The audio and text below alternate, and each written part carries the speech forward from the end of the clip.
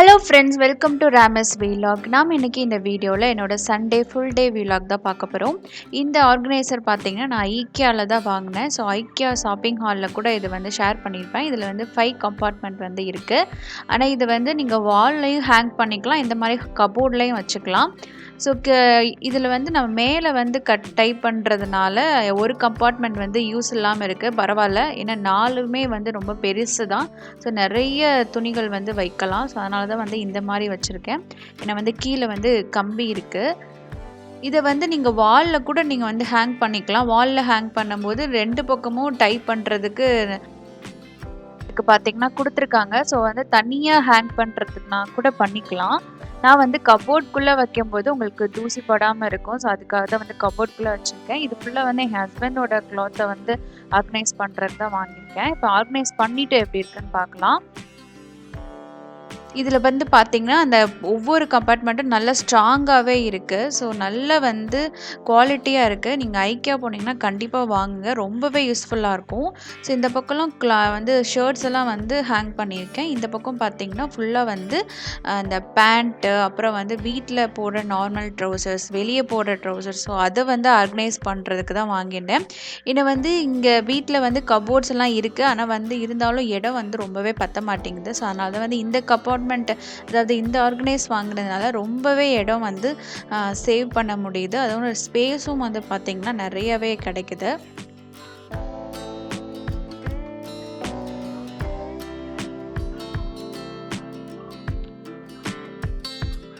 So நான் வந்து இந்த கிளாத்தெல்லாம் எடுத்ததுனால நிறைய வந்து ஸ்பேஸ் வந்து பார்த்திங்கன்னா ரொம்ப சேவ் ஆகிருக்கும். ஸோ இன்னும் நிறைய கிளாத்தை வந்து கொஞ்சம் ஃப்ரீயாகவும் வைக்க முடியும். ஸோ இவ்வளோ இடம் இருக்குது. ஸோ அது வந்து நம்ம ஃப்ரீயாகவும் வைக்கலாம். ஸோ இந்த ஆர்கனைசர் வந்து ரொம்ப ஹெல்ப்ஃபுல்லாக இருக்குது. உங்களுக்கு வேணும்னா நீங்கள் கண்டிப்பாக ஐக்கியாவில் வாங்கிக்கோங்க, ரொம்பவே யூஸ்ஃபுல்லாக இருக்கும். இப்போ வந்து நம்ம லன்ச்சு பார்க்க ஆரம்பிக்கலாம். லன்ச்சுக்கு பார்த்தீங்கன்னா சிக்கன் பக்கோடான்னு சொல்லலாம், இல்லைனா சிக்கன் 65 என்ன வேணால் சொல்லலாம். ஸோ அதுதான் செய்ய போகிறோம். அப்புறம் பார்த்திங்கன்னா நாட்டுக்கோழி குழம்பு செய்ய போகிறோம். அது வந்து கொஞ்சம் வில்லேஜ் ஸ்டைலில் வந்து அந்த குழம்பு செய்ய போகிறோம். இப்போ வந்து பார்த்திங்கன்னா நான் வந்து ஒரு 1/2 kgக்கு கொஞ்சம் கம்மியாக இருக்கிற அளவு சிக்கன் வந்து எடுத்திருக்கேன். இந்த சிக்கனில் தேவையான அளவுக்கு உப்பு சேர்த்துக்கலாம். மிளகாய்த்தூள் பார்த்திங்கன்னா காரத்துக்கு ஏற்ப சேர்த்துக்கோங்க. காஷ்மீரி பவுடர் வந்து ஒரு 1/2 டீஸ்பூன் அளவுக்கு சேர்த்துருக்கேன். 1/4 டீஸ்பூன் அளவுக்கு நம்ம மஞ்சள் தூள் வந்து சேர்த்துக்கலாம்.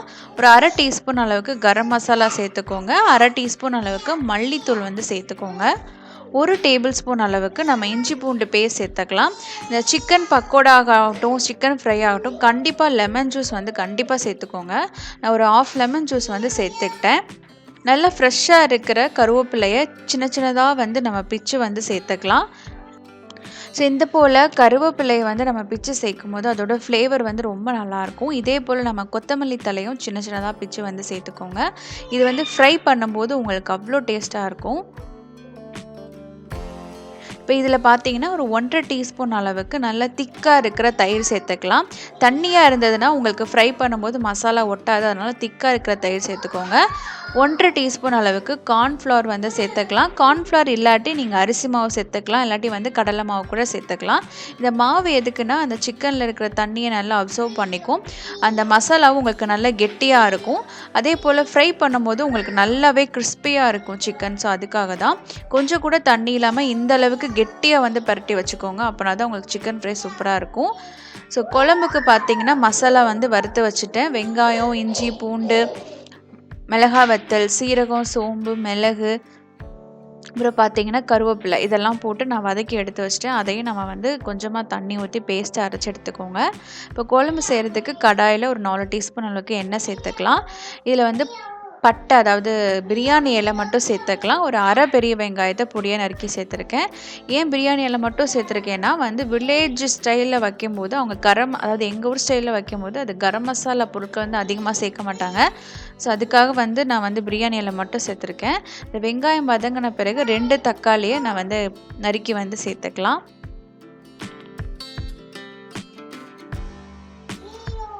ஸோ இப்போ வந்து குழம்புக்கு தேவையான அளவுக்கு உப்பு சேர்த்துக்கோங்க, மஞ்சள் தூளும் சேர்த்துக்கோங்க. இப்போ வந்து தக்காளி வந்து நல்லா ஓரளவு வதங்கினாலே போதும். இது கூடவே நம்ம சிக்கன் வந்து சேர்த்துடலாம். ஸோ இது வந்து பார்த்திங்கன்னா ஒரு 1/2 kg வந்து சிக்கன் இருக்கும். சிக்கன் வந்து நல்லா வந்து அந்த தக்காளி வெங்காயத்தில் வதங்கட்டும். ஒரு 10 நிமிஷமாவது அந்த எண்ணெயில் வந்து நல்லா வதங்கட்டும். ஸோ குழம்பு மிளகாய்த்தூள் பார்த்தீங்கன்னா ஒரு 1½ டீஸ்பூன் அளவுக்கு சேர்த்துக்கலாம். உங்கள் காரத்துக்கு ஏற்ப நீங்கள் சேர்த்துக்கோங்க. இப்போ இதையும் சேர்த்து நல்லா வந்து மிக்ஸ் பண்ணிடலாம். இந்த சிக்கனில் பார்த்தீங்கன்னா நல்லா எண்ணெயிலே உங்களுக்கு வதக்கும் போது சிக்கனும் உங்களுக்கு சீக்கிரமாக வெந்துடும்.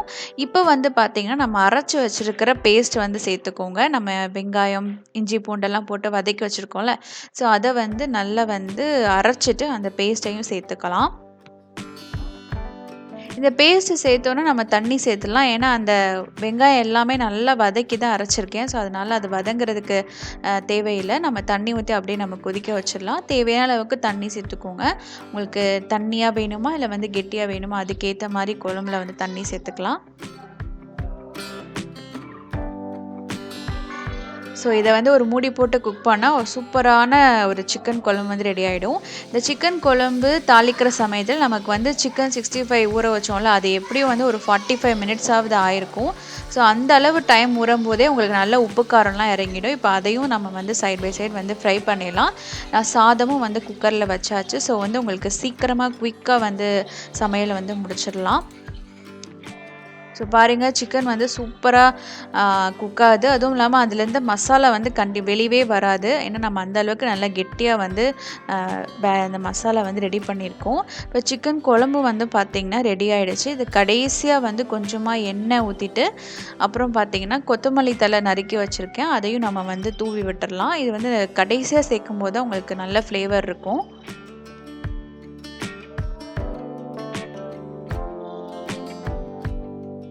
இதை நம்ம கொஞ்ச நேரம் சிம்மரில் வச்சு ஒரு 5 நிமிஷம் மட்டும் மூடி போட்டு குக் பண்ணால் உங்களுக்கு அந்த சிக்கன் நல்லா சாஃப்டாக நல்லா உப்பு காரம் இறங்கி குழம்பு வந்து ரெடி ஆகிடும். நல்லா வந்து எண்ணெய் மிதந்து குழம்பு ரெடி ஆகிடும். ஸோ ஒரு 5லேருந்து 10 நிமிஷம் ஒரு மீடியம் ஃப்ளேமில் மூடி போட்டு வந்து குக் பண்ணிக்கோங்க.